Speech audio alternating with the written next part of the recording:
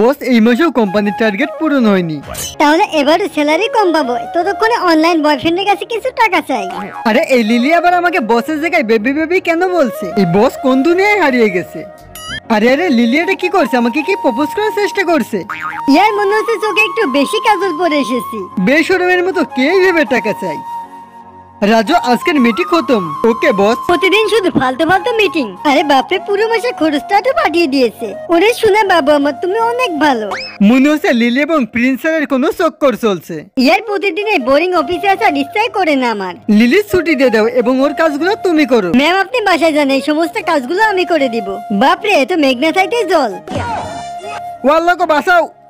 আরে আরে সাবধানে উঠুন। ইয়ার বসের কফি দিতে দিয়ে পড়ে গেলাম। আচ্ছা আমি ম্যানেজ করছি। বস এই নিন আপনার জন্য স্পেশাল কফি, আপনার জন্য অনেক যত্ন করে বানিয়েছি। এটা এত সুন্দর হয়েছে যে আমি সবটুকু একা খেতে পারবো না, বাকিটুকু সবার মধ্যে বিলিতন করে দাও। ভালো হয়েছে আমি ভেতরে যাইনি, নয়তো বস তো আমাকে সোজা উপরে পাঠিয়ে দিত। রাজু একবার দেখো লিলি এবং বসের কোনো চক্কর চলছে কিনা। ম্যাম শুধু এতটুকু শুনতে চাই, আপনি কি প্রিন্স স্যারকে পছন্দ করেন? এ তো বোরিং মানুষকে কে তো পছন্দ করবে? তাহলে মেসেজ বক্সে বসের জায়গায় বাবু কে বলেছে? কি হয়তো কোনো উল্টা পাল্টা হয়েছে। বন্ধুরা নেক্সট পার্টের জন্য দ্রুত কমেন্ট করো।